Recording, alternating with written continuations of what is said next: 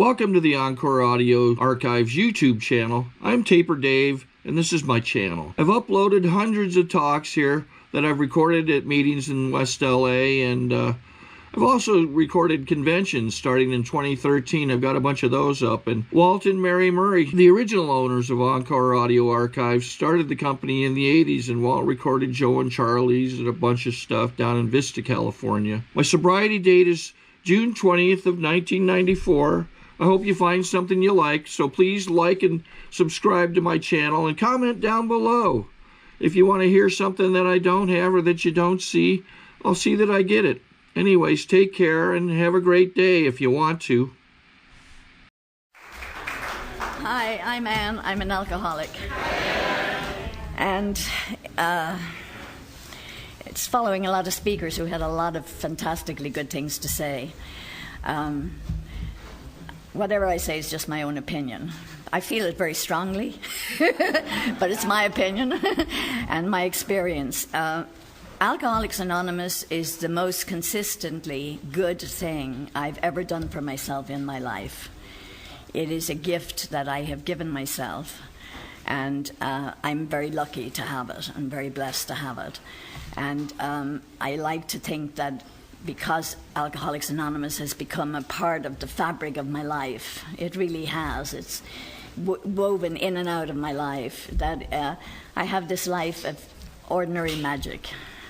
And that's really, you know, special to me, because I'm a very much just a worker among workers and an ordinary person. So ordinary magic will do very well for me. I was born in Dublin, Ireland. I grew up there. I didn't leave till I was 19. I believe that I was born an alcoholic. I believe that I'm genetically an alcoholic. My two older brothers are not alcoholics, never were, didn't overly drink. One of them has died, one of them's still alive.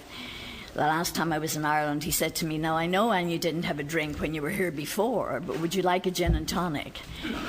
They don't get it, you know. They just don't get it that I'm an alcoholic who can't drink. They never saw me drink. I remember being tipsy once in Dublin before I left when I was 19, and I was very tipsy. I'd sneaked out to downtown Dublin to go dancing and go where there was alcohol served with a girlfriend, and we got very, very tipsy, and that's the only time I remember being tipsy in Ireland. My first blackout was my 20th birthday, which was in Bristol, England. And I was given a surprise birthday party, and I was very touched because my family was very serious and we didn't have birthday parties. And I was so touched that I drank an endless quantity of gin and orange juice. And I woke up the next morning and I had no memory of the party. I had no memory of what happened. I didn't know what I did or didn't do, and was very relieved to find out that I didn't do anything terrible. So that was my first blackout, and that, if I'd known anything about alcohol and the problems that one can have with alcohol, that might have tipped me off to, you know, the fact that I might have a problem, but I didn't know anything about it. So, you know, every time I drank, basically, I drank to get drunk. I drank for the effect, but I didn't do it every day or every week. I did it as I traveled in Europe, and when I first came to the States, like when I went to a party, when it was a wedding, a special occasion, so that it wasn't noticeable. I got drunk, but a lot of my friends got drunk too. And that's how I drank until my early 30s. Now, when I came to the States, I was this little girl who grew up. I had no concept of life. I had no common sense. I had no street smarts. It was my family, my little environment. It was. I'm not saying all Irish people are like that, but they're not. But I had no concept of how the world worked or how people worked. And so when I came to the United States, I was very shocked at some of the stuff I found here. I was shocked at the racism, the anti-Semitism, the bigotry. I couldn't believe it. So part of me is my personal belief system, which tends to be left of center, and I got involved in the civil rights movement in the 1960s in Los Angeles, and went down to Watts to see history being made during the Watts riots, and the police wouldn't let me in. I was very disappointed. but they searched my car, and that's the kind of idealistic young thing I was. I'd been brought up to be always nice, always sweet, never say no. God forbid you never said no. That got me in more trouble than you can imagine. I mean, such trouble, you wouldn't believe it. You really wouldn't believe it. So I had a child, was a single mother, got married, got divorced, did all that in my 20s. I brought my son up in Los Angeles as a single mother with no child support, and I have no family here. They're all in Ireland. I got married when he was 2, and I was married to a very nice man for about a year and 3 months. And that's, he's still a nice man, but it didn't work out. Unlike my son's father, he's a good man, and I'm still in contact with him. I started drinking on a daily basis when I was married to that nice guy, because he would make a cocktail when we both came home from work. And I got the concept of having a cocktail when you got home from work. And, I didn't object. I thought it was a wonderful idea. And after we got divorced, I started the daily drinking. I was in my early 30s.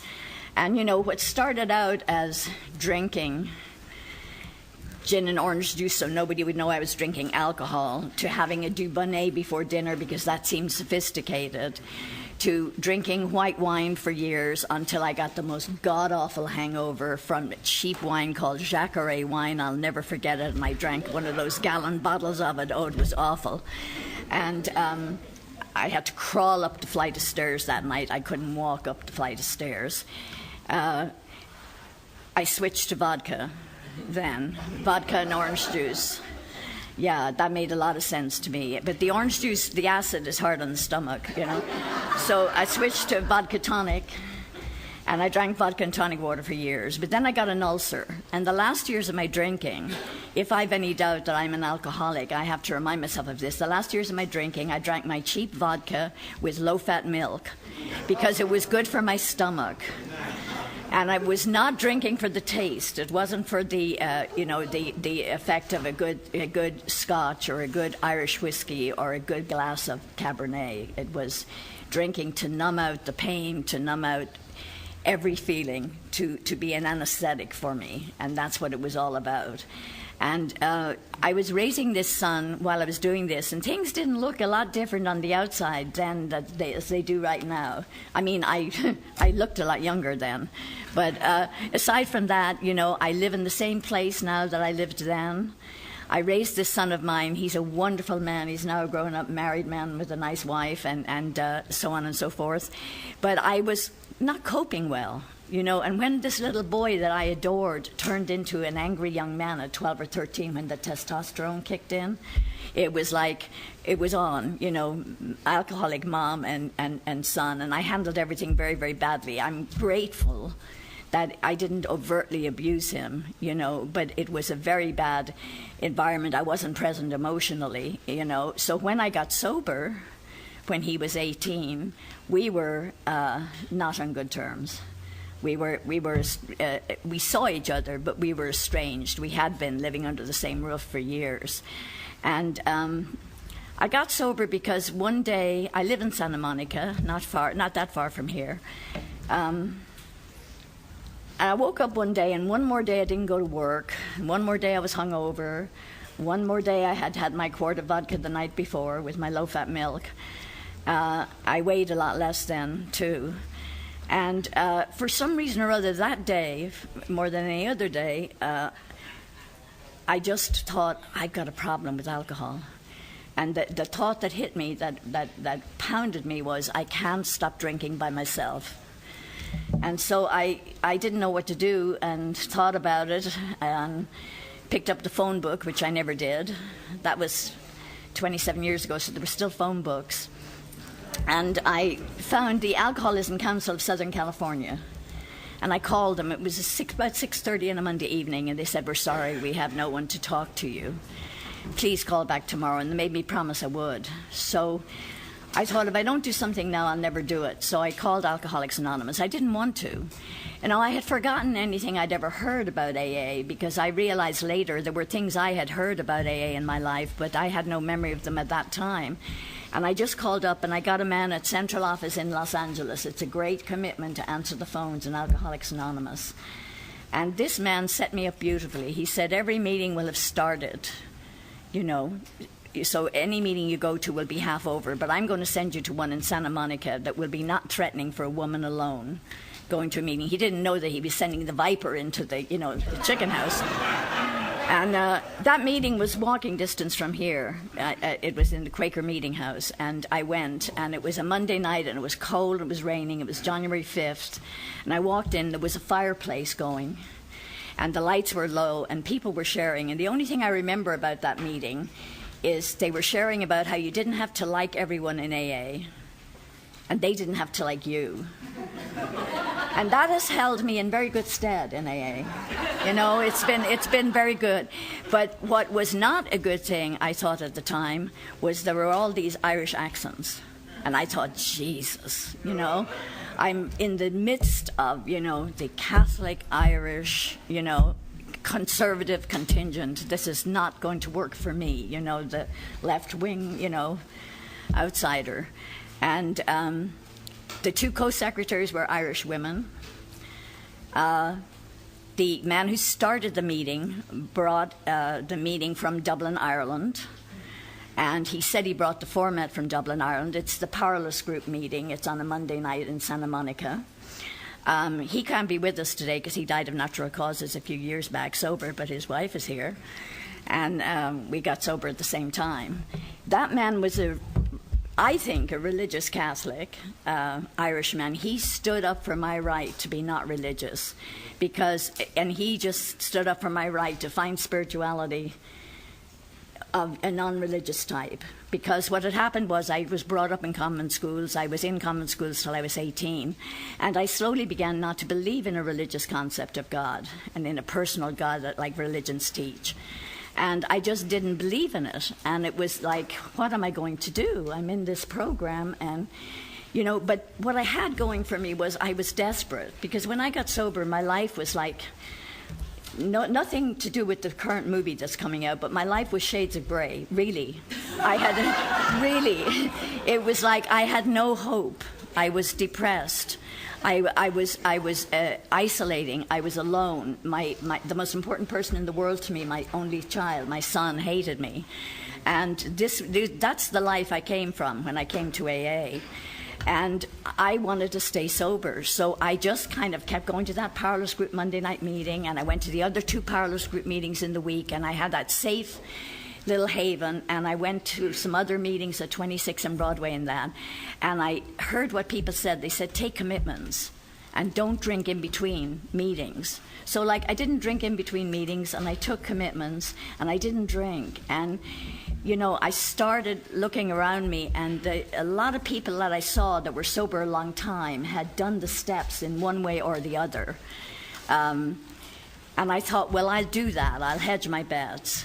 I'll you know, this was all emotional. There wasn't this is in retrospect, looking back, I can realize what I was thinking. And I started to try and do the steps. And my step one was really easy because it was, I knew I was powerless over alcohol, and my life was totally fucking unmanageable when I got sober. And the step two, came to believe that a power greater than myself could restore me to sanity.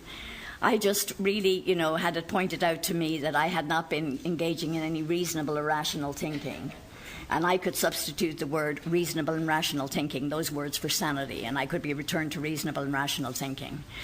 And then when I made a decision to turn my will and my life over to the care of God as I understood God, well, I wasn't religious, so I had no idea of, God, and Alcoholics Anonymous was my God.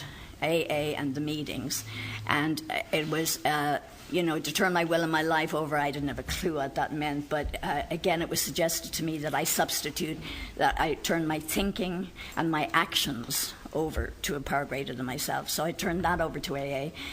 And, the fourth and fifth step and the rest are sort of self-explanatory. And I tried to do the steps to the best of my ability. And I'm sure it was half-assed, but It was an honest effort on my part, and I'll tell you that fourth step was hard. I was doubled over in pain, with pains in my stomach for days as I wrote that, because I had a lot of secrets, and I had a lot of pain, and a lot of shame, and a lot of guilt over not being what I felt to be the best mother in the world. But anyway, so I managed to stay sober, and I was about 2.5 years sober, and it was like, the program was my higher power, Alcoholics Anonymous. I really believe Alcoholics Anonymous is one alcoholic talking to another. What I have learned in Alcoholics Anonymous, in these rooms, sitting, listening to other people, and listening to what they have to share and what they have to say, has saved my ass. But something magical happened for me when I was about 2.5 years sober. The woman who was my sponsor at the time, who was considered to be quite a spiritual guru, she suggested that I go to a meeting called We Agnostics that was in Hollywood, in Kaiser Hospital, that Charlie Polachek started. And she said, there are people there and we're like you who are not religious. Now, I already believed I could stay sober, in AA, because there was an elderly couple sober when I got sober, and he took me aside after they got to know me, and he said, Anne, I'm an atheist, I've been sober for years, you can stay sober. So off I went to We Agnostics in Hollywood, and I had just started to go there when they made me secretary, which, kept me busy and involved there for the first 6 months. And I met Charlie Polachek and Merle and all the regulars at that meeting, Christopher Trumbo, and a lot of people who are not with us anymore. I just feel sad thinking of Chris. He would have loved this. I asked Charlie Polachek, who was a total atheist, who started the We Agnostics meetings here, what about spirituality? I mean, if I'm going to stay sober the rest of my life, if I'm going to, I need to have something to grip onto, And Charlie was the one that said to me, I know it's not an original thought, but he said to me, Anne, he said, in my opinion, spirituality is chopping wood and drawing water. And I thought, okay, I can go with that. It's action. It's action. And so that's what spirituality means to me. It's action, the actions of taking a commitment, the actions of giving a ride to newcomers, the actions of supporting newcomers, the actions of supporting one another as we go through life and our ups and our downs. Because for me, it was, it wasn't the alcohol kept me sane until I found AA. And then when I thawed out, AA kept me sane. And then when I stopped smoking, at 2.5 years of sobriety, my over 3 packs a day, the anger and rage of a lifetime surfaced. I could never have stopped smoking if I hadn't been sober, because as well as Smokers Anonymous, I had Alcoholics Anonymous backing me up on that. And all of the feelings and all of the emotions of a lifetime surfaced. It's really true, that saying, the good news is you get your feelings back, and the bad news is you get your feelings back. But that was for me, And I had gone through my life somewhere when I was a little girl. I got the message of, coping mechanism means shoving everything down and not feeling. And so when my mother became ill and was ill when I was young, and she died when I was 15, 16, I handled all of those kind of things by not feeling them. Any hurts, any disappointments, any pain, I didn't feel them. I shoved them down. I put on a cheery face, and I smiled, and people thought, I wrote in my little summer diary when I was about 17 that everybody thought I was so happy-go-lucky. And I didn't understand that because I was so sad so much at the time. And, I read that when I was 2 or 3 years older, and I thought, that's so true, but what's it about? I knew nothing about it, So it's like in AA, with the process of time, and with being able to look at me and look at other people and hear how other people lived through this heartbreak, how other people dealt with this crisis, how other people cope with being alone at night at 2 o'clock in the morning and you're not able to sleep. I was a terrible insomniac for years and years and years before I got sober, and I would be up drinking at 4 o'clock in the morning, still having not gone to sleep, and I had to get up at 7 o'clock and get a boy ready for school and get me to work. and I had terrible insomnia. I had no peace of mind. I had no serenity whatsoever. I didn't know what they meant. And but I kept going because it was the only thing I knew how to do. I just kept going. And you know, I mean, all of you drank, and all of you, well, not all of you, I can't assume that all of you, but many of you drank and did drugs. I drank, I smoked pot, I tried butyl nitrates, very good thing. You know, but I was afraid to go after the drugs big time because I could go to jail and I could go to prison, but I could go and buy legally my alcohol anytime. And I swear to this day I was not addicted to pot. I smoked it socially only. And if I didn't know that if I smoked a joint now, I know I would drink a quart of vodka. If I didn't know that, I probably would smoke a joint now. But I can't do that, you know? And, you know, my drinking took me places, you know, to such places of hopelessness, you know, and all I was trying to do was just get by. Being an agnostic is like, the downside of that is that not believing that I don't know any of the answers to the unanswerable questions. I don't know any of those answers. And I don't think other people do either. And I don't think agnostics or atheists know any better than people who are, you know, believing in the religious concept of it or trying to. But I know that when I drank, it made me feel good. Alcoholics Anonymous makes me feel good. Now, that doesn't mean that I go to every meeting and love every meeting I've ever walked into, but I tell you, I have felt better when I walked out of a meeting than when I walked in every case that I've ever been to a meeting, you know? And I mean, you know, my drinking, as well as making me feel good, took me out places. I did a lot of my drinking at home alone because I had a child. So I'd come home, I'd cook dinner, I'd drink, cook dinner, drink. He'd be doing his homework, he'd be in his bedroom talking to his girlfriend on the phone, to his friends on the phone, I was drinking and stuff like that. But I also went out, I wasn't a bar drinker, but I went out and went to parties and stuff like that. And I had my share of experiences of going places and waking up where I didn't know where I was, I didn't know the people with whom I was with. You know, I got lost in the Mojave Desert one time. I was out there in the middle of the night and remembered that, oh my God, there are these snakes out there called Mojave greens. And I grew up in a country where there's no snakes. Don't you know, Ireland's a very special place. There's no snakes. And I was lost out there, and I had a fight with my boyfriend, so I took off, and all I had on was a little shift summer dress, no underwear underneath it, no shoes, a drink in my hand and a pack of cigarettes in the other hand, and I took off in the middle of the night and got myself totally lost out there. And I got rescued, as all good alcoholics get rescued, you know. And good women alcoholics usually get rescued by good men, you know, or men, you know. And I was rescued that night, and then in the morning I was led to my real rescuer of that episode, which was a Mormon bishop. And this was the Mormon bishop who was out there near Lake Mojave, and up in the desert, I mean, in Mojave, near Lake Isabella. And he, you know, if you believe in stereotypes, it'll tell you how silly stereotypes are. This Mormon bishop had a lovely wife and a bunch of lovely children. And they were like steps of the stairs, and they were all blonde. And there I was, with my little shift dress, and I had nothing else. Those people were so kind to me.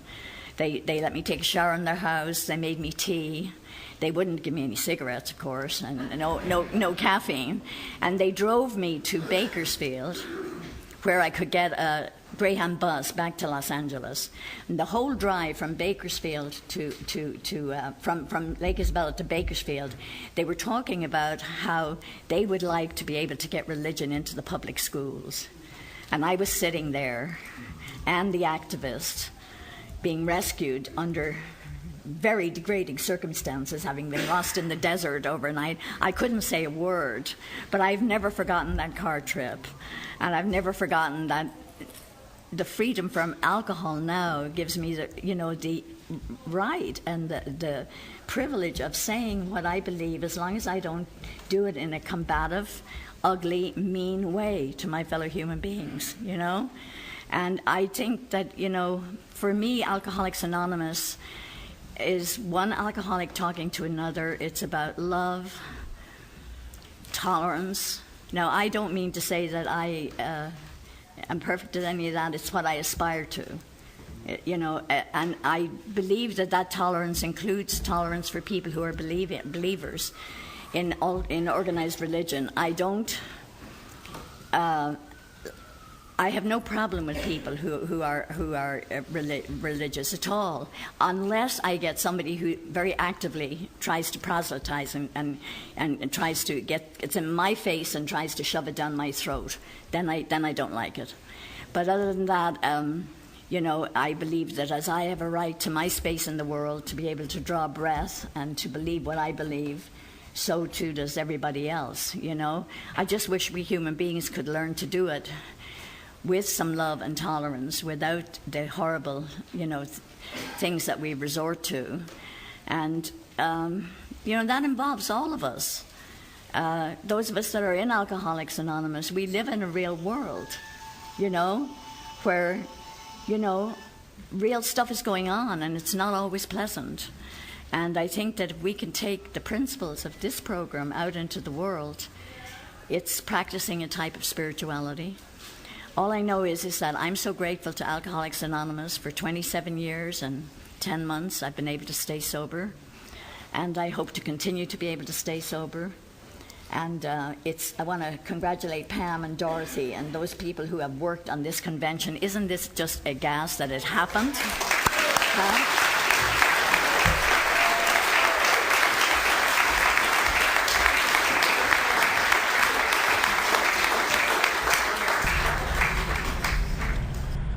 Okay, this is how I prepare my drone for launching. I like to do it inside the cab of my truck so I'm not standing outside in the weather. To install the joysticks for control, up and down, right and left, powered on. I have an Android phone that I use to connect it to the drone with. And it's actually controlled through the iPhone, through an app. Oops, wrong way. It's actually controlled through the iPhone, or through this Android phone, through the app. It's actually controlled through the Android phone, through an app, and you connect it through this short connection right here.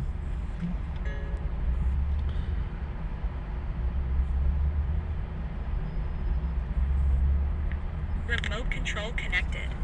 Remote control's connected. So I pull out the drone. I have to extend the legs. Long legs extended first, then the short legs. Remove the gimbal protector. Set that aside, then power it on one short burst, then one long burst. I lay it down. So I have to go to calibrate. So the drone's not connected yet. It shows you here as this drone gets disconnected, even though the remote's powered on. So the drone has to establish it's connected. So I go into the app to calibration mode. First I'll calibrate the remote controller. Start calibration. Out, in, out, in, up, down, and then this little wheel is to control the gimbal. So it's calibrated. Go to gimbal calibration, start calibration, and then it calibrates the gimbal.